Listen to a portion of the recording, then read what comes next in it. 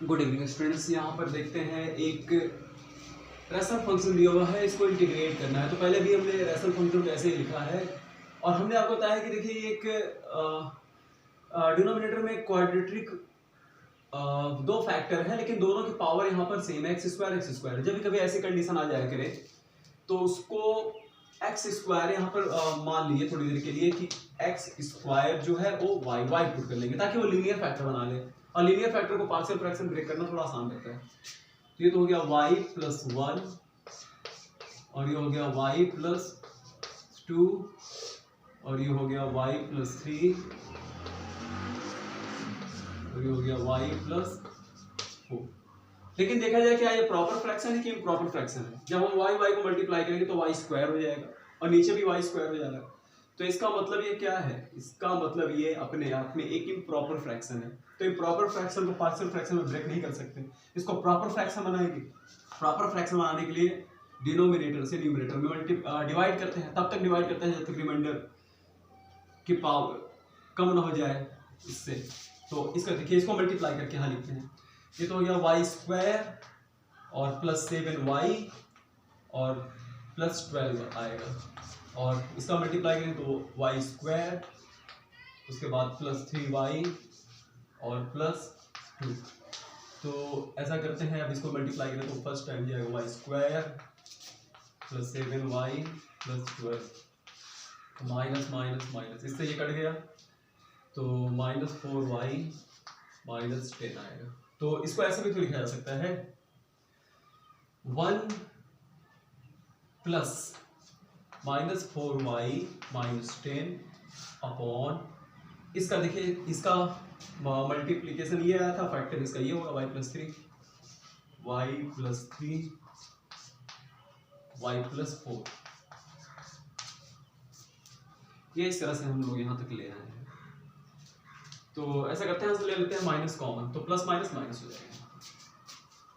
तो इसको ऐसे लिखेंगे 1 माइनस, और हमने माइनस कॉमन लिया तो ये तो हो गया 4y प्लस 10 और अपॉन y प्लस 3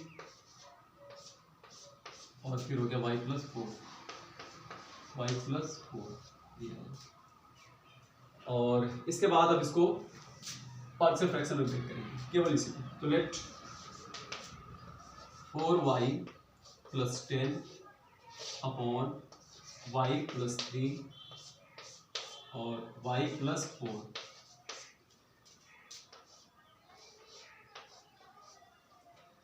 अब इसके लिए तो हम मान लेंगे a अपॉन y प्लस 3 और उसके बाद ये हो गया प्लस b और ये हो जाएगा y प्लस 4 y प्लस ये हो गया 4। ये इस तरह से है। अब हमें a और b की वैल्यू निकालना है। तो a b की वैल्यू निकालने के लिए अब ऐसा है कि एक स्टेप और लेकर के जाएंगे ना, y प्लस 3 y प्लस 4 दोनों तरफ मल्टीप्लाई करेंगे। तो यहाँ तक कॉपी कीजिए, आपको उधर इरेज करके हम आपको समझाते हैं। हाँ स्टूडेंट्स, अब आगे देखते हैं। अब इसके आगे हमें सॉल्व करने के लिए क्या करना पड़ेगा, 4y है, मल्टीप्लाई कर देंगे y प्लस 3 y प्लस 4। तो ये तो हो गया 4y प्लस 10 और यहाँ पर इससे ये डिवाइड हुआ तो y प्लस 3 कट जाएगा, y प्लस 4 आएगा, यानी a और y प्लस 4 और प्लस यहाँ आएगा b और इसे डिवाइड करेंगे तो y प्लस 4 y प्लस 3 आएगा, y प्लस 3। ये इस तरह से आ गया। तो अब वैल्यू निकालते हैं, पुटिंग देखिए हमें एक वैल्यू चाहिए तो y प्लस 3 रखेंगे, y plus 3 is equal to 0, या तो ऐसा करते हैं यहाँ से हम रख लेते हैं y की value minus 3 in equation first. इसको इक्वेशन फर्स्ट मान लिया और इक्वेशन फर्स्ट में हमने रख दिया।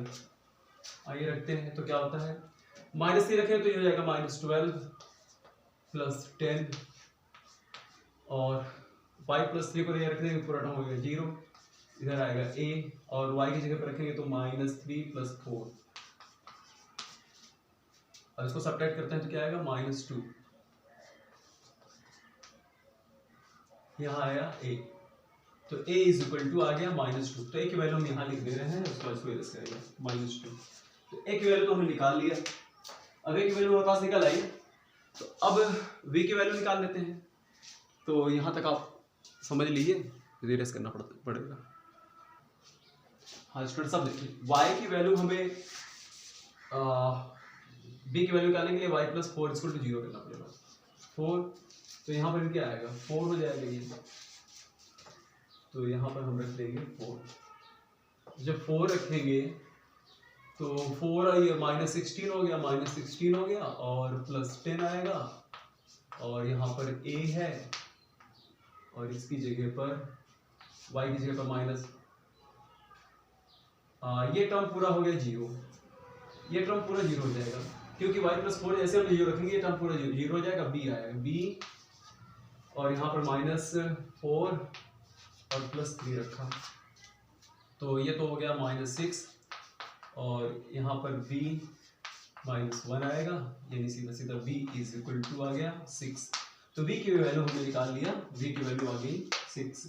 तो इस तरह से हमारा ये पार्शियल फ्रैक्शन पता चल गया। तो यहाँ लिख दे रहे हैं, इसका काम खत्म हो चुका है, b की वैल्यू हमने निकाल लिया, इसका काम खत्म। अब यहाँ पर हम लिख दे रहे हैं इसका वैल्यू, इसका 4y, तो और ऊपर लिखे, तो ये सब काम खत्म हो चुका है। अब यहाँ लिखें, तो इसको हमने तोड़ा, तो 4y + 10 अपॉन y + 3 और y + 4। तो y + 4 को जब रखा यहाँ पर, तो a की वैल्यू हमारे पास माइनस आई है, -2 अपॉन y + 3, और b की वैल्यू +6 है, तो ये आया y + 4। ये ऐसे यहाँ तक तो हम लोग ले आए। तो अब ये हमें पता चल चुका है, लेकिन अब एक काम ये करते हैं कि ये इन सब का काम खत्म हो चुका। ऐसा करते हैं, हमने तो यहाँ पर पुट किया हुआ था ना आसान करने के लिए, x² y, तो y की जगह पर हम क्या करेंगे, वैल्यू रख देंगे। तो y की जगह जहाँ जहाँ y है वहाँ आएगा 4x² + 10 अपॉन, ये आएगा x² + 3, और ये हुआ x² + 4, ये आया -2 अपॉन x² + 3 प्लस यहाँ आएगा 6 आएगा, और x² + 4, ये इतना है। और अब इसको इरेज करते हैं। तो इस तरह से हमें पता चल चुका है कि ये इस प्रॉपर फ्रैक्शन का पार्शियल फ्रैक्शन ये होगा। अब हम इसको इंटीग्रल के फॉर्म में लिखेंगे। अब हम पूरा इरेज करने जा रहे हैं कि हमें इससे मतलब है बस। तो यहाँ तक आप समझिए, उसके बाद इरेज करके हम आगे चलते हैं।